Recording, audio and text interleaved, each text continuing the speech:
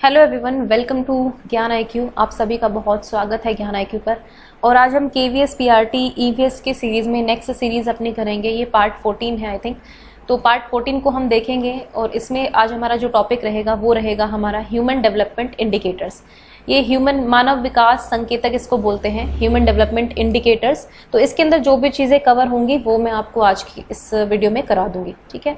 और ये 14th series है KVS PRT EVS की, जो मैंने आप लोगों के लिए चलाई हुई है। फ्री ऑफ कॉस्ट है, कोई कॉस्ट नहीं है इसका, बस यूट्यूब पर सारी वीडियोज़ आपके लिए अवेलेबल है। तो चलिए ये देख लेते हैं कि आखिर ये सिलेबस में कहाँ पर है। अभी एज पर KVS सिलेबस, जो आपका KVS PRT का सिलेबस है, उसमें EVS का सिलेबस जो है ये सारी चीज़ें मैं करा चुकी हूँ। बस इसमें ये ह्यूमन डेवलपमेंट इंडिकेटर्स रहता था जो मैं आज कंप्लीट करा दूंगी। तो ये पूरा पैराग्राफ जो है, इस पूरे पैराग्राफ की वीडियोस आपके कंप्लीट हो जाएंगी। जितनी नॉलेज मैं आपको दे सकती थी इसमें मैंने वो प्रोवाइड की है। इसके बाद जो है मैं क्वेश्चन आंसर्स कराने की कोशिश करूंगी जो इनके रिलेटेड है, मतलब जो पंचायत है, पॉपुलेशन ग्रोथ है, या फिर ये जितने भी टॉपिक्स है इनसे रिलेटेड क्वेश्चन आंसर्स मैं ढूंढ कर आपके लिए लाने की कोशिश करूंगी। क्योंकि क्वेश्चन आंसर से क्या होगा कि उसमें कुछ और एस्पेक्ट्स भी कवर होंगे जो इसमें छूट गए होंगे, ठीक है। दूसरी चीज ये होती है, जितना आपने पढ़ा है उसकी आपकी एक बार टेस्टिंग हो जाएगी, तो थोड़ा सा एक क्वेश्चन आंसर की सीरीज भी देख लेंगे। अभी थोड़ा सा लेट वीडियोस बन रही है क्योंकि टाइम नहीं है और मैं खुद अपनी प्रिपरेशंस भी कर रही हूँ कुछ, तो उसके चक्कर में नहीं हो पाता है। लेकिन आज हम इसको कवर कर लेंगे, ह्यूमन डेवलपमेंट इंडिकेटर्स को। ओके, तो चलिए स्टार्ट करते हैं। अभी लास्ट जो वीडियोस थी वो मैंने आप लोग को पॉपुलेशन पर कराई थी, पॉपुलेशन डेंसिटी एंड ये सब। तो ये जो सारे टॉपिक्स हैं कुछ इंटर रिलेटेड हैं, इतना तो हमें पता है, ठीक है। तो देखिए, पहला जो सबसे पहले हम बात करेंगे डेवलपमेंट की। जब हम विकास की बात करते हैं, क्योंकि आप KVS PRT के लिए तैयारी कर रहे हैं, तो आप सभी ने डेवलपमेंट को साइकोलॉजी में पढ़ा होगा, आपने एजुकेशनल साइकोलॉजी में या फिर पेडागोजी में आपने इस कंसेप्ट को पढ़ा होगा डेवलपमेंट को। लेकिन केवल उसी पर्सपेक्टिव से आपको नहीं सोचना है, क्योंकि जब हम विकास की बात करते हैं तो वो एक बहुत ही व्यापक परिप्रेक्ष्य में उसको हमें देखना होगा, एक ब्रॉडर पर्सपेक्टिव में उसको देखना होगा कि इसके अंदर कौन कौन से आयाम आते हैं। देखिए, अगर हम आज के सिनेरियो की बात करें, अमर्त्य सेन ने भी कहा है कि डेवलपमेंट इज फ्रीडम, मतलब उन्होंने भी इसको रीइंटरप्रेट किया था। लेकिन ये भी माना जाता है कि डेवलपमेंट का मतलब है फ्रीडम, यानी कि विकास स्वतंत्रता है। अगर आपको स्वतंत्रता मिली हुई है, आप हर चीज़ अपनी मर्जी से कर पा रहे हैं, तो वो भी एक डेवलपमेंट का इंडिकेटर माना जाता है। क्योंकि हमारा टॉपिक है डेवलपमेंट, ह्यूमन डेवलपमेंट इंडिकेटर्स, तो एंड में आपको समझ में आ जाएगा किस तरह से ये इंडिकेटर्स हैं, क्या ह्यूमन डेवलपमेंट है। लेकिन उससे पहले एक बार ब्रॉड पर्सपेक्टिव में हम डेवलपमेंट की बात जरूर करेंगे। अब देखिए, डेवलपमेंट फ्रीडम है, इसका मतलब क्या है? इसको बेसिकली माना जाता है मॉडर्नाइजेशन से, ठीक है। आधुनिकरण हो गया आपका, ठीक है। कंफर्ट जोन हो गया आपका, कि आप जहां पर कंफर्टेबल हो, ठीक है। तो इसका मतलब हम ये मानते हैं कि आप एक तरह से डेवलप कर रहे हैं। अगर आपको सारी मॉडर्नाइजेशन हो रहा है, आपको सारी सुख सुविधाएं प्राप्त हो रही है, तो ये डेवलपमेंट हो गया। जो आज के सिनेरियो में अगर हम देखें तो इसी को हम डेवलपमेंट मानते हैं। अब इसमें क्या क्या चीजें आ जाती हैं? इसमें आपका जो है कंप्यूटर चलाना भी आ गया, वो भी एक प्रकार का डेवलपमेंट है। कम्युनिकेशन नेटवर्क जो है वो आपका कितना स्ट्रॉन्ग है, यानी कि जो आपका संप्रेषण की सुविधाएं हैं, आपको आज मोबाइल फोन्स हैं, आपके पास लैपटॉप्स हैं, तो ये सब डेवलपमेंट के इंडिकेटर्स माने जाते हैं। उसके बाद अगर हम बात करें तो एजुकेशन जो है, एजुकेशन सिस्टम जो है, कौन सी कंट्री कितनी ज्यादा एजुकेटेड है, ये भी डेवलपमेंट का एक पार्ट बन जाती है। उसके बाद कितनी ज्यादा मेडिकल फैसिलिटीज आपके पास है, क्योंकि कोविड-19 है तो हम सबको पता है कि अभी हेल्थ फैसिलिटीज की कितनी ज्यादा जरूरत है, तो वो भी एक डेवलपमेंट का इंडिकेटर है कि आपकी हेल्थ कितनी ज्यादा अच्छी है। आपकी सेफ्टी एंड सिक्योरिटी है ना, आपको सुरक्षा कितनी दी गई है, आप कितने सुरक्षित हैं अपने देश में, शहर में, ठीक है। सिक्योरिटी ऑफ इंडिविजुअल्स हो गई। तो ये सारे सिंबल्स हैं डेवलपमेंट के। अगर हम कहें तो ये सारे संकेतक हैं एक तरह से डेवलपमेंट के। इनके अलावा भी बहुत सारे हो सकते हैं, जिसमें हम अपनी एक हाई फाई लाइफ चाहते हैं, बड़ी गाड़ी, बड़ा घर हो गया जो हम डेवलप कर रहे हैं, ये बेसिकली होती है। लेकिन क्या ये एक्चुअल मीनिंग है डेवलपमेंट का? अगर हम केवल कहें कि डेवलपमेंट फ्रीडम है, ठीक है, तो क्या वो एक एक्चुअल मीनिंग होगा डेवलपमेंट का? इसके लिए आपको थोड़ा सा और सोचना पड़ेगा। अब और कहीं जाने से पहले हम पहले अपने देश की तरफ चलते हैं, हमारे प्यारे भारत की तरफ चलते हैं। अगर आप इंडिया के पर्सपेक्टिव से देखेंगे तो डेवलपमेंट इससे कहीं अलग है, थोड़ा सा इससे अलग है। क्यों है? क्योंकि देखिए, जितने भी मैंने भी आपको ऊपर चीजें बताई थी कि भाई मॉडर्नाइजेशन हो गया, हमें अच्छा घर मिल गया, अच्छी फैसिलिटीज मिल गई, सेफ्टी मिल गई, सिक्योरिटी मिल गई, बढ़िया हो गया सब कुछ, तो ये डेवलपमेंट होती है। तो ये कहीं ना कहीं वेस्टर्न कल्चर की एक देन है, यानी कि वेस्टर्न कल्चर की एक फिलॉसफी है। ये फिलॉसफी नहीं कहूंगी कि मतलब उनका व्यू ऑफ डेवलपमेंट माना जाता है इस चीज को। ये मैं अपनी वो नहीं बता रही हूँ, ये मैं पढ़ा हुआ बता रही हूँ। तो इसको वेस्टर्न व्यू ऑफ डेवलपमेंट माना जाता है। लेकिन अगर आप एक पोस्ट कॉलोनियल कंट्री की बात करेंगे या फिर अंडर डेवलपमेंट कंट्री की बात करेंगे, जिनका पूरी तरह से विकास नहीं हुआ है, इंडस्ट्रियलाइजेशन नहीं हुआ है, जिनका आधुनिकरण जो है पूरी तरह से नहीं हुआ है, अगर उन कंट्रीज की बात करें जो कभी ना कभी किसी की गुलाम रही है, जिनमें से भारत एक है। उसके बाद अगर और बात करें तो आप पाकिस्तान की बात कर लीजिए, आप बहुत सारी कंट्रीज की बात यहाँ पर कर सकते हैं। तो इंडिया के लिए क्या है भाई, इंडिया क्योंकि इंडिया में बहुत सारी प्रॉब्लम्स है, सोशल डिस्क्रिमिनेशन की चीज़ यहाँ पर अलग है, फिर रीजनल डिस्पैरिटीज़ हैं, इनइक्वालिटीज़ हैं, उसके बाद बात करें तो डाइवर्सिटी है। तो यहाँ पर डेवलपमेंट का जो पर्सपेक्टिव है वो थोड़ा अलग चला जाता है। इंडिया के लिए development is a mixed bag of opportunities as well as neglect and deprivations. तो भारत के लिए विकास अवसरों के साथ साथ उपेक्षा और अभाव का एक मिश्रित बैग है। अब ये बैग ऐसा क्यों बोला गया है कि इसमें डेप्रिवेशंस है या फिर नेग्लेक्ट है, कहीं किसी ने उपेक्षा की जाती है या फिर अभाव रहता है? क्योंकि यहाँ पर बहुत सारी डिस्पैरिटीज है। कहने को कुछ लोग जो है बहुत ही ज्यादा डेवलप हैं और कहने को कुछ लोग होकर भी डेवलप नहीं है। कुछ लोग अगर इकोनॉमिकली डेवलप हैं तो वो सोशली डेवलप्ड नहीं है, सोशल डिस्क्रिमिनेशन को फेस कर रहे हैं। कुछ लोग जेंडर की वजह से वैसे तो डेवलप है, इकोनॉमिक भी बहुत अच्छा है, बट अगर जहां जेंडर की बात आ रही है तो वहां पर उनके साथ इनइक्वालिटी है। तो सही मायने में डेवलपमेंट क्या आपके पास सिर्फ सारी चीजें आ गई, आप मॉडर्नाइजेशन हो गया, आपको कंप्यूटर आ गया, आपके पास बड़ा घर, बड़ी गाड़ी है, ये सब डेवलपमेंट की पूरी तरह से परिभाषा नहीं देती है। डेवलपमेंट का कहीं ना कहीं आपकी साइकोलॉजी से, आपके दिमाग से भी इसका लिंक होता है कि आप जिस समाज में रह रहे हैं वहाँ की जो सोच है वो कहाँ तक पहुँची है, वो भी डेवलपमेंट का एक आधार होती है। अगर हम बात करें इंडिया की ही, तो यहाँ पर कुछ लोग ऐसे होते हैं जहाँ उनके लिए खाना, जिस हम सिंपल एक फूड की बात करते हैं, वो फूड एक्स्ट्रा बच जाता है तो उन्हें फेंकना पड़ जाता है। लेकिन कुछ लोग इसके अलावा ऐसे हैं जिनको 2 वक्त की रोटी कमाने के लिए भी बहुत मेहनत करनी पड़ती है, फिर भी वो नहीं कर पाते हैं, है ना। अनएम्प्लॉयमेंट आप देख लीजिए कितना ज्यादा देश में है कि किसी किसी के पास इतना पैसा है, इतने ज्यादा मतलब बिजनेस ही देख लीजिए उनका कि अगर वो उनकी 7 पीढ़ियां भी बैठ के आराम से खा सकती हैं, लेकिन एक इंसान के पास जॉब नहीं है, वो मतलब एक एक रोटी के लिए वो लोग बड़ा स्ट्रगल कर रहे हैं। तो ये जो इनइक्वालिटीज होती हैं ये भी एक डेवलपमेंट को दर्शाती हैं कि वो डेवलपमेंट में कितनी ज्यादा नेग्लेक्ट और डेप्रिवेशन भी है। तो इंडिया के पर्सपेक्टिव में ये इसीलिए बोला जाता है कि यहाँ पर अपॉर्चुनिटीज तो हैं लेकिन वो मिक्स्ड है, किसी के पास है किसी के पास नहीं है। मतलब आप देखें तो एक यूनिफॉर्मिटी वो नहीं है, तो बहुत सारी डिस्पैरिटीज है यहाँ पर। तो ये भी एक डेवलपमेंट का पर्सपेक्टिव है। अभी फिलहाल मैं आपको सिर्फ इंडिया के सिनेरियो में समझा रही हूँ क्योंकि वही हमारे लिए ज्यादा इंपॉर्टेंट है। अब देखिए, there is yet another interrelated aspect of development that has direct bearings on the deteriorating human conditions। तो अभी तक विकास का एक अन्य संबंधित पहलू भी है जो बिगड़ती मानव स्थितियों पर सीधा असर डालता है। तो देखिए, एक और पहलू है इस चीज का। अब वो पहलू क्या है? वो पहलू है आपका पोल्यूशन का। ठीक है, ये पोल्यूशन का क्या है? देखिए, पोल्यूशन का मतलब क्या होता है? यहाँ पर हम एनवायरमेंटल पोल्यूशन की बात कर सकते हैं, इकोलॉजिकल क्राइसिस की बात कर सकते हैं, हम यहाँ पर एयर, सॉइल, वाटर, नॉइज, हर तरीके की पोल्यूशन की बात कर सकते हैं। ये एक एस्पेक्ट है जो हमारा एनवायरनमेंट से रिलेटेड है और इसमें जो है हमको पता है कि ये चीज़ जो है ये बहुत ज़्यादा आज के टाइम में इम्पॉर्टेंट हो गई है कि हम किस तरह से जो अपना एनवायरनमेंट है उसको डिटेरियोरेट कर रहे हैं, यानी कि हम उसको बिगाड़ते जा रहे हैं और ये जो ह्यूमन कंडीशंस हैं हमारी बिगड़ती जा रही है। अब जो ह्यूमन डेवलपमेंट रिपोर्ट आई है, जो 2020 की ह्यूमन डेवलपमेंट रिपोर्ट आई है, मैं आपको आगे बताऊंगी, उसमें कोविड-19 पर बड़ा ही फोकस किया गया है, बताया गया है किस तरह से मानव अस्तित्व के लिए खतरा बन गया है कोविड-19। तो वो भी अपने आप में एक नई चीज़ है।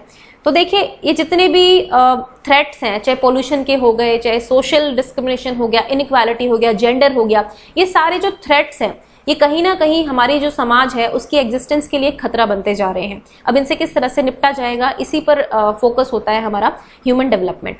इसके अलावा जो है कुछ और चीज़ें भी हैं जो आपको जाननी ज़रूरी है।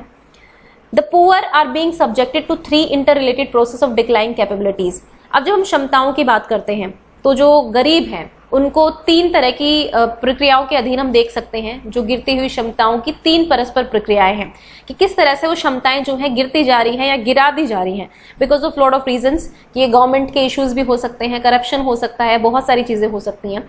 तो इसमें 3 तरह की कैपेबिलिटीज की बात हम करेंगे। एक तो है social capabilities, environmental and personal capabilities, यानी कि सामाजिक क्षमताएं, पर्यावरणीय क्षमताएं और व्यक्तिगत क्षमताएं। अब ये क्या है? अब देखिए, मानव विकास को आपको इन तीनों ही आयामों के हिसाब से समझना पड़ेगा। अगर मैं कह रही हूं कि जो पुअर है उनकी जो कंडीशन है वो ज्यादा बिगड़ रही है, क्योंकि कुछ चीजें हैं, कुछ प्रोसेस ऐसे हैं जो उनकी क्षमताओं को कहीं ना कहीं गिराए जा रहे हैं। इनमें से अगर हम पहली बात करें सोशल कैपेबिलिटीज की, तो लोगों की जो सोशल टाइज हैं वो टूटती जा रही हैं। जो एक हम कहते हैं ना सामाजिक मेल मिलाप जो पहले के जमाने में हुआ करता था, वो आज के टाइम पे नहीं है। डिस्प्लेसमेंट हो रहा है, लोग अपने गांव से पलायन करके शहर जा रहे हैं, फैमिलीज टूट रही हैं, बहुत सारी चीजें हो रही हैं। ये सारा मैं आपको इंडिया के पर्सपेक्टिव में बता रही हूँ। तो जो उनकी सोशल कैपेबिलिटीज थी वो गिरती जा रही हैं, उनमें कमी होती जा रही है, उन क्षमताओं में कमी हो जा रही है, जिसकी वजह से जो सोशल कैपिटल है हमारा, वो एक तरह से सोशल पूंजी, सामाजिक पूंजी जिसको कहते हैं, वो उसकी हालत बिगड़ती जा रही है। और जो सोशल टाइज हैं, यानी कि लोगों के जो सामाजिक संबंध होते हैं, वो टूटते जा रहे हैं। इंडिया में एक और पर्सपेक्टिव है इससे रिलेटेड कि यहाँ पर कास्ट बेस्ड जो सिस्टम है, कास्ट सिस्टम कह लीजिए या फिर आप रिलीजियस बेस्ड सिस्टम कह लीजिए, रीजन वाइज जो सिस्टम कह लीजिए, इसके अकॉर्डिंग भी जो है मानसिकता हमारी इन्हीं चीजों पर टिकी हुई है। ये हमारी सोशल कैपेबिलिटीज को कहीं ना कहीं घटाते जा रहे हैं। और अगर हमें इन सब चीजों से उभरना है तो ऑब्वियसली हमें एजुकेशन की जरूरत है, हमें बहुत ही अच्छी शिक्षा की जरूरत है, और वो शिक्षा सभी तक उपलब्ध हो, हमें इस चीज को भी इंश्योर करना है। नेक्स्ट हम बात करेंगे एनवायरमेंटल कैपेबिलिटीज की, यानी कि पर्यावरणीय क्षमताओं की। इसमें मैंने जैसा आपसे बात की, पोल्यूशन की बात मैं यहाँ पर करूंगी कि हम किस तरह से एनवायरमेंट का डिग्रेडेशन किए जा रहे हैं, हम एनवायरमेंट को किस तरह से नुकसान किए जा रहे हैं। जैसे आप दिल्ली की बात करेंगे तो दिल्ली हर साल जो है नवंबर दिसंबर में गैस का चैम्बर बन जाता है, जहाँ पे इतनी हार्मफुल गैस हो जाती है कि आप एक खुली हवा में सांस भी नहीं ले सकते हैं, वो भी आपके लिए जहर बनता जा रहा है। तो ये क्या कर रहा है, ये इंडिकेट यही कर रहा है कि किस तरह से मानव जीवन जो है बहुत खतरे में है, और केवल एक का नहीं बल्कि सभी का खतरे में है। उसके बाद हम बात करते हैं पर्सनल कैपेबिलिटीज की। तो पर्सनल कैपेबिलिटीज में यहाँ पर आपकी हेल्थ से रिलेटेड आ गया, जैसे कि मान लीजिए अब कोविड-19 है, यहाँ पर ये व्यक्तिगत कैपेबिलिटीज में आ गया। इम्यूनिटी है आपकी, क्योंकि कोविड-19 भी आपको पता है कि सिलेक्टिव लोगों को टारगेट कर रहा है। किसी की हालत बहुत ठीक है कि वो एसिम्टोमेटिक है फिर भी उनको कोविड है, लेकिन कुछ की हालत ऐसी है कि उनको इमीडिएटली वेंटिलेटर्स की जरूरत हो रही है, ऑक्सीजन की जरूरत हो रही है। तो ये सब हमारी पर्सनल कैपेबिलिटीज के अंदर जाता है। इसमें आपकी डिजीज आ गई, इसमें आपके जितने भी एक्सीडेंट्स हो गए, फिर एक्सीडेंट्स के बाद जो है आप कितनी फैसिलिटीज प्रोवाइड की जाती है। रोड एक्सीडेंट्स में हम हर साल देखते हैं कि कितनी सारी डेथ्स होती हैं, फिर कितनी बीमारियों से लोग मरते हैं। तो ये पर्सनल कैपेबिलिटीज जो है ये भी गिरती जा रही है। अगर हम 1 by 1 ईयर की तरफ देखें तो जो हमारी जो एक तरह से एवरेज अगर हम एज की बात करते हैं तो वो भी हमेशा गिरती जा रही है। पहले कभी होगी 100 के अराउंड, आजकल तो लोग 50-60 तक भी जी जाते हैं अच्छे से, तो वो भी अपने आप में बहुत बड़ी बात होती है। तो ये कुछ हैं चीजें जो इंपॉर्टेंट है, inter related process of decline capabilities है। मतलब ये सारे इंटर रिलेटेड भी है, ये हम सबको पता है। पोल्यूशन है, पोल्यूशन की वजह से बीमारी है, ठीक है। उसके बाद पोल्यूशन भी हम क्यों कर रहे हैं, क्योंकि हम लोग एक दूसरे की जरूरतों को नहीं समझ पा रहे हैं, आने वाली पीढ़ियों की जरूरतों को नहीं समझ पा रहे हैं, क्योंकि हमारे अंदर सोशल कैपेबिलिटीज नहीं है, हम सामाजिक टाइज को नहीं ले पा रहे हैं, समझ नहीं पा रहे हैं, इसलिए हम एक दूसरे की मदद भी नहीं करते हैं, या फिर कह लीजिए कि इंसानियत जो है उसको भी हम भूलते जा रहे हैं। तो ये सब जो है आपस में इंटर रिलेटेड है। तो ये हो गया डेवलपमेंट एक ब्रॉड पर्सपेक्टिव में। अब देखिए, इसीलिए हमें जो है ह्यूमन डेवलपमेंट को अलग से पढ़ना बहुत जरूरी है कि ह्यूमन डेवलपमेंट एक्चुअल में है क्या। तो देखिए, वैसे ह्यूमन डेवलपमेंट की डेफिनेशन आपको बहुत सारी अलग अलग मिल जाएगी। ये एक डेफिनेशन मेरे पास है, एक यूनाइटेड नेशंस डेवलपमेंट प्रोग्राम की अपनी अलग से एक डेफिनेशन है, वो भी मैं आपको एक बार बता दूंगी, लेकिन पहले हम इसको देख लेते हैं। Human development is a process of enlarging the range of people's choice, increasing their opportunities for education, healthcare, income, empowerment, and covering the full range of human choices from a sound physical environment to economic, social, and political freedom. अब देखिए, इसी के अंदर इस एक पूरी line के अंदर आपको बहुत सारी चीजें पता चलेंगी। तो ह्यूमन डेवलपमेंट का खुद का एक इसका जो पर्सपेक्टिव है या फिर इसका जो एरिया है वो बहुत ब्रॉड है। वो कहाँ तक जाता है, लोगों की अपनी चॉइसेस क्या है, उनके पास कितनी अपॉर्चुनिटीज हैं, कितने अवसर हैं उनके पास एजुकेशन के, शिक्षा के, कितने स्वास्थ्य के उनके पास फैसिलिटीज हैं, इनकम जनरेट करने के कितने अवसर हैं उनके पास। उसके बाद सशक्तिकरण यानी कि एम्पावरमेंट की बात हम करेंगे, या फिर human choices from A sound physical environment, कि फिजिकल एनवायरनमेंट से लेकर उनको इकोनॉमिक, सोशल और पॉलिटिकल फ्रीडम कितनी है। ये सारे ही एस्पेक्ट जो है आपके ह्यूमन डेवलपमेंट के अंदर आते हैं। क्योंकि आपका टॉपिक है ह्यूमन डेवलपमेंट इंडिकेटर्स, तो ये मत समझिएगा कि ये इंडिकेटर्स नहीं है। ये जितनी भी चीजें आपको नजर आ रही है, education, health care, income, empowerment, ये सारे इंडिकेटर्स हैं, ये सारे संकेतक है मानव विकास के। देखिए संकेतक होते क्या हैं, चलिए वो मैं आपको आगे बता दूंगी, लेकिन फिलहाल ये एक डेफिनेशन है जो आप देख सकते हैं। तो ये बात हुई मानव विकास की डेफिनेशन की कि भाई ह्यूमन डेवलपमेंट है क्या। वैसे तो आपने मेरी बातों से समझ ही लिया होगा कि ह्यूमन डेवलपमेंट जो है उसमें बहुत सारी चीज़ें होती हैं। उसमें आपके दिमाग से लेकर, आपके शरीर से लेकर, आपके फिजिकल एनवायरनमेंट से लेकर, सोशल, मोरल, पॉलिटिकल, इकोनॉमिकल, सारी चीज़ें उसके अंदर आती हैं। क्योंकि आप बेसिकली अस्तित्व के लिए जब आप संघर्ष करते हैं तो उसमें बहुत सारी चीज़ें आती हैं, केवल एक एस्पेक्ट को आप नहीं देख सकते हैं। और आज की लाइफ तो सच में उनकी थ्योरी सही हो गई है कि सर्वाइवल ऑफ द फिटेस्ट, वो वाली बात हो गई है। चलिए अब देखते हैं ह्यूमन डेवलपमेंट इंडेक्स को। देखिए अब ह्यूमन डेवलपमेंट इंडेक्स की बात मैं क्यों कर रही हूँ, क्योंकि जब आप ह्यूमन डेवलपमेंट को पढ़ेंगे, इंडिकेटर्स को पढ़ेंगे, तो आप इस इंडेक्स को नहीं छोड़ सकते हैं। अब इस पर्टिकुलर इंडेक्स को पढ़ाने के पीछे तात्पर्य ये है कि क्योंकि ये पूछा जाता है एग्जाम में, जो ह्यूमन डेवलपमेंट इंडेक्स है जो कि हर साल जारी किया जाता है यूएनडीपी के द्वारा, यानी कि यूनाइटेड नेशंस डेवलपमेंट प्रोग्राम के द्वारा, यूएनडीपी के द्वारा। उसके बाद ये अपनी एक रिपोर्ट जारी करते हैं जिसको बोलते हैं ह्यूमन डेवलपमेंट रिपोर्ट या फिर मानव विकास रिपोर्ट बोलते हैं इसको, ठीक है। इसी का एक हिस्सा है मानव विकास सूचकांक, यानी कि ह्यूमन डेवलपमेंट इंडेक्स, और इसमें जो है रैंकिंग की जाती है डिफरेंट कंट्रीज की जो वर्ल्ड में होती हैं और उनको एक रैंक दी जाती है। अगर हम लेटेस्ट की बात करें, लेटेस्ट जो है वो 2020 में रिपोर्ट आई है, आई थिंक दिसंबर में आई है 2020 की रिपोर्ट, लेकिन रैंकिंग है ये 2019-20 की, 19 की कह लीजिए आप। यहाँ पर इंडिया को जो है 131st रैंक मिली है out of I think 189 countries हैं। तो ये रैंक जो है बहुत बुरी है, बहुत ही डिसअपॉइंटिंग है मैं ये कहूँगी, क्योंकि अगर 189 टोटल कंट्रीज है उनमें से आप 131 यानी कि 131st रैंक आप लेकर आ रहे हैं, दैट मीन्स कि you are far away from top countries, है ना। मतलब टॉप कंट्रीज देख लीजिए जो बहुत ही अच्छी कंट्रीज होगी, जहां पे ह्यूमन डेवलपमेंट की कंडीशंस जो है बहुत अच्छी होंगी, लेकिन हम इतना नीचे है। इसी से हम समझ सकते हैं कि हमारे देश में ह्यूमन डेवलपमेंट की यानी कि मानव विकास की क्या हालत है, या फिर कितना स्ट्रगल करना पड़ रहा है हर एक इंसान को अपने विकास तक पहुंचने के लिए। तो ये बात है। तो ये जो रैंकिंग है ये यूएनडीपी के द्वारा दी जाती है, अगेन मैं ही कहूंगी यूनाइटेड नेशंस डेवलपमेंट प्रोग्राम। अब देखिए 1990 से यानी कि 1990 से यूएनडीपी जो है ये ह्यूमन डेवलपमेंट रिपोर्ट जारी करता है, और ये हर साल इस रिपोर्ट को जारी करता है और हर साल जो है अपने इंडिकेटर्स को भी चेंज करता रहता है। मतलब क्योंकि आपको पता है ना कि जो इंडिकेटर्स होते हैं, जो संकेतक होते हैं, वो हर साल एक जैसे नहीं रह पाते हैं। जैसे अगर 2020 की बात करें तो कोविड-19 की सिचुएशन को देखकर यहाँ पर हेल्थ सेक्टर के ऊपर बहुत ज्यादा जिम्मेदारी वाली बात आ गई।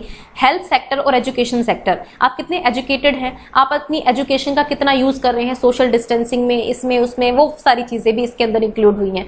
दैट मीन्स कि हर साल जो है जो भी हमारे सामने चैलेंजेस आते हैं उनको देखते हुए ये ह्यूमन डेवलपमेंट इंडिकेटर्स भी बदलते रहते हैं, ये फिक्स नहीं होते हैं। तो यूएनडीपी अपने अकॉर्डिंग जो है इन इंडिकेटर्स को चेंज करता रहता है। तो 1990 में पहली बार जारी की गई थी, और अभी ये 131st रैंक जो है ये बिल्कुल लेटेस्ट वाली है जो इंडिया की है, ठीक है। ये बात हो गई। अब इंडिया की अगर बात करें, अगर हम टॉप कंट्रीज की बात करें तो टॉप कंट्री थी यहाँ पे नॉर्वे, जो कि बहुत बार टॉप पर रह चुकी है। नॉर्वे फर्स्ट रैंक होल्डर है अगर हम इस साल के मतलब पिछले साल के इंडेक्स की, ह्यूमन डेवलपमेंट इंडेक्स की बात करें तो। इसके अलावा ह्यूमन डेवलपमेंट रिपोर्ट में एक तो होता है ह्यूमन डेवलपमेंट इंडेक्स, इसके अलावा कुछ और चीजें भी होती हैं। एक होता है आपका inequality index, inequality human adjusted human development index, जिसको हम IHDI भी बोलते हैं, वो भी इसका पार्ट होता है। उसके अलावा आता है एक जेंडर डेवलपमेंट इंडेक्स यानी कि GDI, जेंडर डेवलपमेंट इंडेक्स।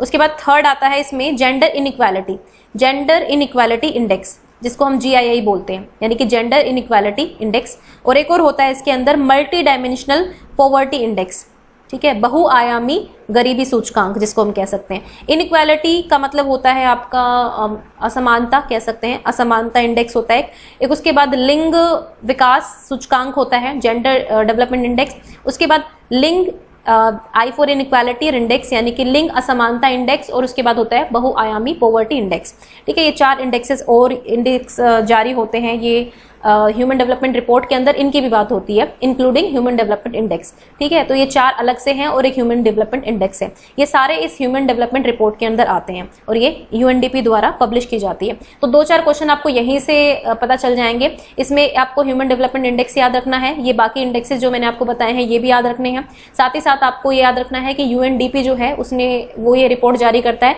1990 में सबसे पहले जारी की थी, और अभी रिसेंट में जो जारी की है उसमें इंडिया की रैंक है 131। 31। और अगर टॉप कंट्री की बात करें तो वो है नॉर्वे, उसके बाद है आयरलैंड एंड देन स्विट्जरलैंड। देखिए आप लोग कुछ चीज़ें नोट करते रहिए, क्योंकि मैं मतलब सारी चीज़ें लिख नहीं सकती हूँ, प्रॉब्लम यही है। तो आप प्लीज़ थोड़ा सा इस चीज़ को भी ध्यान में रखें कि अपने नोट्स जो है वो खुद प्रिपेयर करते रहें। अब चलिए हम बात करते हैं जो हमारा मेन टॉपिक है इंडिकेटर्स की। तो देखो ये मैंने इनकी प्रॉपर ऑफिशियल साइट से लिया है, थोड़ा हल्का दिखाई दे रहा होगा आपको, लेकिन मैं पढ़कर बता देती हूँ, ठीक है। ये सारे जो है इंडिकेटर्स हैं आपके, क्यों इंडिकेटर्स हैं यानी कि ये सारे संकेतक हैं। अब इन्हीं को मिला जुलाकर ये अपने 3 या 4 वो बना देते हैं, डायमेंशंस बना देते हैं। लेकिन अगर इंडिकेटर्स की पर्टिकुलरली बात करें तो ये सारे ही इंडिकेटर्स के अंदर आते हैं। सबसे पहले बात करेंगे हेल्थ में, तो ये इंडिया का बता रही हूँ मैं आपको, ये सारा डेटा जो है वो इंडिया का है। हेल्थ में बात करें तो मतलब लाइफ एक्सपेक्टेंसी एट बर्थ, मतलब जन्म लेता है जब भी कोई इंसान भारत में, तो कितनी आशा की जाती है कि कितना जिएगा, तो वो है 69.7 ईयर्स। उसके बाद एजुकेशन है सेकंड, यानी कि आप स्कूलिंग की जो एक्सपेक्टेड ईयर्स ऑफ स्कूलिंग कितने होते हैं किसी भी बच्चे के, तो वो होते हैं 12.2। उसके बाद इनकम की बात करें तो यहाँ पर इसमें कहेंगे कांस्टेंट, ये है आपकी gross national income, gross national income per capita, ये कितनी है 6681। उसके बाद इनइक्वालिटी की बात करें तो यह है इनइक्वालिटी एडजस्टेड HDI, जो मैंने आपको बताया था ना कि एक और ये भी है, तो इसके अंदर आ जाता है इनइक्वालिटी एडजस्टेड HDI। तो IHDI, ये जो एक और इंडेक्स की मैं बात कर रही थी, इसमें स्कोर है वो है आपका 0.475 इंडिया का। फिर हम जेंडर डेवलपमेंट इंडेक्स की बात करें तो यहाँ पर स्कोर है इनका 0.820। फिर पॉवर्टी यानी कि मल्टी डायमेंशनल पॉवर्टी की बात करें तो ये है आपका 27.9% ये पॉवर्टी रेट है हमारी। उसके बाद वर्क एम्प्लॉयमेंट एंड वल्नरेबिलिटी की बात करें तो ये है आपका मतलब एम्प्लॉयमेंट टू पॉपुलेशन रेशो कितना है, मतलब जो परसेंटेज एज 15 से और उससे ज़्यादा साल के जो लोग हैं उनके जो परसेंटेज है या फिर आप रेशो कह सकते हैं वो कितना है वर्क में, तो 46.7 है। ह्यूमन सिक्योरिटी कितनी है, यानी कि मानव सुरक्षा की बात करें तो वो है 3.1। 1 लाख में अगर हम बात करें, हर 1 लाख व्यक्ति में 3.1 को खतरा है एक तरह से। उसके बाद है ट्रेड एंड फाइनेंशियल फ्लोज में कितना है, मतलब कितना परसेंट ऑफ GDP है, तो ये है 40%। एक्सपोर्ट एंड इंपोर्ट की बात हो रही है। मोबिलिटी एंड कम्युनिकेशन में क्या है कि भाई इंटरनेट यूजर्स कितने हैं इंडिया के, 34.5%। उसके बाद अगर हम बात करें एनवायरमेंटल सस्टेनेबिलिटी की तो यहाँ पर अगर हम बात करें कार्बन डाइऑक्साइड एमिशन कितना है, प्रोडक्शन कितना है पर कैपिटा, तो ये है आपका 2.0 टन्स में है, ये इतने टन है 2 टन। फिर डेमोग्राफी की बात करें कि टोटल पॉपुलेशन जो है ये 2030 तक का एक्सपेक्टेड है इनका। उसके बाद है ये मिलियंस में है आपका, ठीक है, 1503.6। उसके बाद है सोशो इकोनॉमिक सस्टेनेबिलिटी की बात करें तो लेबर फोर्स के बारे में है, स्किल्ड लेबर फोर्स कितना है 21.2%। तो ये एक तरह से इंडिया का है, इसको ज़्यादा डिटेल की आपको जाने की जरूरत नहीं है, बस ये इंडिकेटर्स पर आपको ध्यान रखना है। चलिए अब एक बार नेक्स्ट हम देख लेते हैं कि मानव विकास सूचकांक के बारे में थोड़ी सी और चीज़ें देख लेते हैं। It is based on 3 basic dimensions of human development. ये 3 बेसिक डायमेंशंस पर डिपेंड करता है ह्यूमन डेवलपमेंट की। वो कौन कौन सी डायमेंशंस है, और देखिए बिल्कुल लेटेस्ट ट्रेंड बता रही हूँ मैं आपको, जो इस साल मतलब लास्ट ईयर जो UNDP ने लिए हैं 3 बेसिक डायमेंशंस की बात है, तो उन्होंने इसमें 3 बेसिक डायमेंशंस को रखा है। पहली है a long and healthy life, access to knowledge, decent standard of living, यानी कि आपकी लंबी और आपकी हेल्दी आयु कितनी, लाइफ कितनी रहेगी, फिर आपकी ज्ञान तक पहुंच कितनी है, और जीने का एक सभ्य मानक क्या होगा, तो इसके बारे में ये लोग बात करते हैं। अब इसमें भी कुछ इंपॉर्टेंट चीज़ें हैं, मतलब इनको थोड़ा सा डीपली समझने के लिए इस चीज़ को भी आपको समझना पड़ेगा। चलिए वो भी एक चीज़ मैं आपको बता देती हूँ। देखिए लॉन्ग एंड हेल्दी लाइफ, जैसा कि मैंने कहा ना कि अगर भारत में एक इंसान जन्म लेता है तो कितने साल तक जिंदा रहेगा, अगर उसको कुछ भी ना हो तो मतलब एक लाइफ एक्सपेक्टेंसी होती है ना, तो वो कितना है, तो ये उस चीज़ को दर्शाता है। फिर अगर हम बात करें, लेकिन यहाँ पे हेल्दी भी बोला गया है, सिर्फ जीना ही नहीं है बल्कि हेल्दी जीने की बात है। उसके बाद ज्ञान तक पहुँच किस किस की है, तो इसमें आप कितने साल स्कूल पढ़ते हैं, ठीक है, एक्सपेक्टेड ईयर्स ऑफ स्कूलिंग कितने होते हैं, एजुकेशन आपकी बेसिकली यहाँ पर आ जाती है, तो वो आपकी एक्सेस टू नॉलेज में आती है। फिर एक डिसेंट स्टैंडर्ड ऑफ लिविंग है कि आप किस तरह की जो है लिविंग स्टैंडर्ड आपका किस तरह है, किन परिस्थितियों में आप जीते हैं, वो इसके अंदर आ जाता है। फिर ग्रोस नेशनल इनकम जो होती है पर कैपिटा जो होती है हर एक इंसान की, वो इसके अंदर आ जाती है। GNI इंडेक्स जो है, ग्रोस नेशनल इनकम इंडेक्स जो है, वो भी इसके अंदर आता है। तो ये 3 चीज़ें हैं जो बेसिक डायमेंशंस है ह्यूमन डेवलपमेंट इंडेक्स की। अब हम बात करेंगे ह्यूमन डेवलपमेंट इंडिकेटर्स की, जो हर साल बदलते रहते हैं। तो ये कुछ ऐसे हैं जो आपको देखने को मिलेंगे कहीं ना कहीं पर ह्यूमन डेवलपमेंट इंडिकेटर्स। सबसे पहले बात करेंगे हेल्थ सेक्टर की। तो ये भी एक इंडिकेटर है आपका डेवलपमेंट का। अगर आपके देश में या आपके शहर में या आपके घर में हेल्थ फैसिलिटी आपको अच्छी नहीं है, दैट मीन्स कि आपका डेवलपमेंट का एक आयाम कम है, आप पूरी तरह से डेवलप नहीं है। तो हेल्थ सेक्टर आज के दौर में, आज के इस क्राइसिस में अगर हम कहें तो हेल्थ सेक्टर की अपने आप में बहुत इंपॉर्टेंस है। नेक्स्ट है एजुकेशन। एजुकेशन तक अगर आपकी पहुंच है, अगर हमारे देश के सपोज आधी पॉपुलेशन 50-50 की बात करें, 50% एजुकेटेड है, 50% को एक्सेस ही नहीं है एजुकेशन तक, उनकी पहुंच ही नहीं है शिक्षा तक, तो हम डेवलपमेंट में बहुत पीछे रहेंगे और हमारी रैंकिंग जो है इसी तरह से पिछड़ती रहेगी। फिर हम बात करें इनकम की, तो इनकम कितनी हो रही है, रिसोर्सेज हैं कितने, ये भी चीजें मैटर करती हैं कि एक घर में एक इंसान या फिर पर व्यक्ति अगर हम बात करें कि एक व्यक्ति के हिसाब से एक व्यक्ति की कितनी इनकम होती है, एवरेज इनकम की बात करें, वो इसके अंदर आ जाती है। इनकम के फिर रिसोर्सेज कितने हैं आपके, उस पर भी डिपेंड करता है। फिर है इनइक्वालिटी यानी कि असमानता। असमानता के कई आयाम हो सकते हैं, एक तो सोशल डिस्क्रिमिनेशन भी इसके अंदर आ जाता है, उसके बाद जेंडर की बात आती है, इसी के अंदर जेंडर इनइक्वालिटी भी आती है। देखिए ये सारे, मैं ये नहीं कहती कि ये सारे अलग अलग इंडिकेटर्स हैं, आपस में इंटरलिंक्ड हैं और ह्यूमन डेवलपमेंट इंडेक्स जारी करते हुए हमेशा इनको क्लब भी किया जाता है कि 3 इंडिकेटर्स को एक के अंदर रख दिया, 3 को एक के अंदर रख दिया, इस तरह से कुछ डायमेंशंस बनाई जाती हैं। तो जेंडर की बात है, जहां पर लिंग असमानता की बात यहां पर करेंगे कि जेंडर इक्वालिटी है कि नहीं है, जो महिलाएं हैं उनका एक्सेस पॉलिटिक्स तक कितना है, सोशली अगर देखें तो उनका डिसीजन मेकिंग पावर कितना है, वो कितनी पावर में पार्टिसिपेट कर पाती हैं। फिर डोमेस्टिक हाउस होल्ड वर्क में किस किस का पार्टिसिपेशन है, बाहर के वर्क में किस किस का पार्टिसिपेशन है, इक्वल काम के लिए इक्वल पे मिलती है कि नहीं मिलती है, वो सारे फैक्टर्स यहाँ पर आ जाते हैं। फिर पॉवर्टी, गरीबी अपने आप में बहुत बड़ा इंडिकेटर है। अगर आपकी 100% में से अगर आपकी 20% भी पॉपुलेशन अगर गरीबी रेखा के नीचे है, दैट मीन्स कि you are not developed yet, आप अभी तक जो है डेवलप नहीं हुए हैं। उसके बाद वर्क, एम्प्लॉयमेंट एंड वल्नरेबिलिटी, जो वर्किंग कंडीशंस हैं, एम्प्लॉयमेंट रेट कितना है, कितने लोग बेरोजगार हैं, ये भी एक ह्यूमन डेवलपमेंट का इंडिकेटर है। वर्क जो है कितनों को मिल रहा है, अगर आपको काम मिल भी रहा है तो कैसी कंडीशन में काम मिल रहा है, ये जो वल्नरेबिलिटी है इसका यही मतलब है। मैंने इस जो PDF को है हिंदी में भी किया हुआ है, यहाँ पे मैंने हिंदी में भी लिखा हुआ है, तो मैं इसका भी आपको स्क्रीनशॉट लेने का मौका दूंगी, ठीक है। तो अगर हम बात करें तो वर्क एम्प्लॉयमेंट तो है, लेकिन किस कंडीशन में आप काम कर रहे हैं वो भी है। जैसे कोयले की खान में कुछ लोग काम करते हैं, कुछ लोग गटर साफ करते हैं, सीवेज साफ करते हैं, तो वो अपने आप में वल्नरेबल है उनकी हेल्थ के लिए, तो ये डायरेक्टली इंपैक्ट करेगा आपकी हेल्थ को। फिर ह्यूमन सिक्योरिटी कितनी है, सिक्योरिटी यहाँ पर इमोशनल सिक्योरिटी भी है, सोशल सिक्योरिटी भी है, पर्सनल सिक्योरिटी भी है, यानी कि आपको समाज से कितना खतरा है, आपको अपने घर वालों से मतलब खतरा है, प्यार है, वही वाली बात है ना। सिक्योरिटी आपको कितनी है, आपको सुरक्षा दी जाती है कि नहीं दी जाती है, आप सुरक्षित महसूस कर रहे हैं कि नहीं कर रहे हैं। फिर ट्रेड और फाइनेंशियल फ्लोज कैसा है, व्यापार करने की कंडीशंस कैसी हैं, है ना, उसमें कितनी ज़्यादा रेस्ट्रिक्शंस है, ये सारी आ जाती है।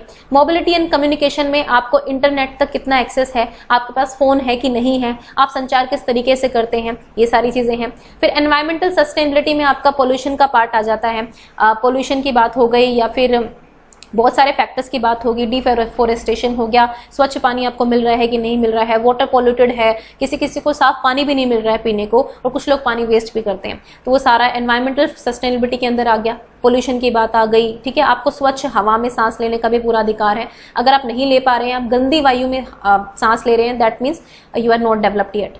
उसके बाद डेमोग्राफी की बात आ गई, आपकी पॉपुलेशन की बात यहाँ पर करेंगे। उसके बाद सोशो इकोनॉमिक सस्टेनेबिलिटी की बात करेंगे कि जो ये सामाजिक और आर्थिक, इसको कहेंगे हिंदी में, एक मिनट में हिंदी में आपको बता देती हूँ इसको क्या कहेंगे। सस्टेनेबिलिटी मीन्स स्थिरता, हाँ, सामाजिक आर्थिक स्थिरता जो है वो कितनी है, मतलब अगर आपकी आर्थिक कंडीशन अच्छी है तो वो कब तक स्थिर रहती है, सामाजिक कंडीशन अच्छी है तो वो कब तक स्थिर रहती है, वो सारी चीज़ें की बात यहाँ पर आ गई। एक बार हिंदी में पढ़ लेते हैं। स्वास्थ्य हो गई, शिक्षा हो गई, आय और संसाधनों की संरचना हो गई, असमानता हो गई, लिंग हो गई, दरिद्रता हो गई, काम रोजगार, मानव सुरक्षा, व्यापार और वित्तीय प्रभाव, गतिशीलता, संचार, पर्यावरणीय स्थिरता, जनसांख्यिकी, सामाजिक आर्थिक स्थिरता। तो ये सारे जो है इंडिकेटर्स हैं ह्यूमन डेवलपमेंट के। सो गाइज, ये थी आज की ह्यूमन डेवलपमेंट इंडिकेटर्स की वीडियो, ठीक है। इसमें एक बार क्विक रिकैप दे देती हूँ आपको मैं। तो हमने आज की जो वीडियो है इसमें बहुत सारी चीज़ों की बात की है। सबसे पहले हमने बात की डेवलपमेंट के ब्रॉडर पर्सपेक्टिव को समझा। फिर हमने बात की इंडिया के पर्सपेक्टिव में कि क्या केवल वेस्टर्न कल्चर के अकॉर्डिंग जो डेवलपमेंट है वही डेवलपमेंट होती है या इसके कुछ और भी आयाम है, जिसमें हमने बहुत सारी चीज़ों को समझा। इसमें आपकी सोशल कैपेबिलिटीज़, एनवायरमेंटल कैपेबिलिटीज़ और पर्सनल कैपेबिलिटीज़ की बात की। फिर हमने इस पूरी डेफिनेशन पर अगर हम ध्यान दें तो इस डेफिनेशन में ही आपको बहुत सारी चीज़ें समझ में आती है ना। एक बार फिर से मैं आपको बता देती हूँ कि लोगों की चॉइस क्या है, उनके पास अपॉर्चुनिटी कितनी है, हेल्थ केयर की, इनकम की, एम्पावरमेंट की। यहाँ पर आप एक और चीज़ ऐड कर सकते हैं, रिसोर्सेज, है ना। संसाधनों की कितनी ज़्यादा आपके पास रेंज है, आप कितने संसाधन यूज़ कर पा रहे हैं। अगर आपकी कंट्री में बहुत सारे संसाधन हैं लेकिन कुछ लोग सारे संसाधन यूज़ कर रहे हैं, कुछ लोगों को 1 या 2% मिल रहा है, तो वो भी अपने आप में एक डिस्पैरिटी होती है। एम्पावरमेंट यानी कि सशक्तिकरण किस तरह से आपका हो रहा है, इनकम आपकी कितनी है, ये सब जो है ये सब आपका डेवलपमेंट का एक पार्ट होती है। ठीक है, ह्यूमन डेवलपमेंट की बात की। फिर हम ह्यूमन डेवलपमेंट इंडेक्स की बात करी, जिसमें मैंने आपको बताया कि ह्यूमन डेवलपमेंट रिपोर्ट एक जारी की जाती है यूएनडीपी के द्वारा, जिसमें ह्यूमन डेवलपमेंट इंडेक्स जो होता है एक इसका इंपॉर्टेंट इंडेक्स होता है, जिसमें इंडिया का रैंकिंग जो है वो हर साल आती है। इस बार इंडिया की रैंकिंग थी 131। इसके अलावा मैंने 4 और इंडेक्सेस की बात की, जिसमें पहला था आपका इनइक्वालिटी ह्यूमन डेवलपमेंट इंडेक्स, जिसको IHDI बोलते हैं। आप प्लीज़ नोट्स ज़रूर बना लें इनके। उसके बाद मैंने जेंडर इनइक्वालिटी इंडेक्स की बात की। फिर उसके बाद poverty, multi dimensional poverty index की बात की। उसके बाद एक और इंडेक्स था, I don't remember, gender inequality index था, और एक था आपका जेंडर डेवलपमेंट इंडेक्स। ठीक है, तो 4 इंडेक्सेस मैंने आपको बताए हैं, ये सारे ही ह्यूमन डेवलपमेंट रिपोर्ट का पार्ट होते हैं। ओके, उसके बाद हमने बात की थी इनकी, जितने भी ये सारे मैंने डेटा लिया था ऑफिशियल साइट से, ये आप सभी देख लें एक बार ध्यान से। ये आपको डेटा इतना याद करने की जरूरत नहीं है, बस ये साइड में जो चीज़ें लिखी हुई हैं इंडिकेटर्स हैं उनको याद रखने की जरूरत है। ये 3 डायमेंशंस को आपको नहीं भूलना है, ये किसी भी वे से आपसे पूछी जा सकती हैं। उसके बाद ये सारे इंडिकेटर्स हैं, इनको आपको याद रखना है। इनमें से कोई भी अगर पेपर में आता है समझ जाना, इसमें जितनी भी टर्म्स हैं उन चीज़ों को एक बार आप दिमाग में रख लीजिए, आपके लिए इंपॉर्टेंट होगी। और हिंदी में भी लिखा हुआ है, तो आप यहाँ से स्क्रीनशॉट इसका ले सकते हैं। So thank you guys for watching this video, और टाइम मिलते ही मैं वीडियोस अपलोड करती रहूँगी। And I am really sorry for not uploading the video regularly, क्योंकि मैं खुद अपनी प्रिपरेशंस भी कर रही हूँ गाइज, मुझे टाइम नहीं मिलता है। एंड आप भी सेल्फ स्टडी कीजिए थोड़ी मैं आपकी हेल्प करती रहूँगी। Thank you. और यस, अगर आपको चैनल अच्छा लगे तो वीडियो को लाइक, शेयर एंड सब्सक्राइब ज़रूर करें। मतलब मैं ये चीज़ें बोलती नहीं हूँ रेंडमली, लेकिन स्टिल मुझे लगता है कुछ एफर्ट्स हों तो कुछ मोटिवेशन मिलता है इन चीज़ों से, तो वो भी आप ज़रूर शेयर कर सकते हैं। थैंक यू फॉर वॉचिंग ज्ञान IQ।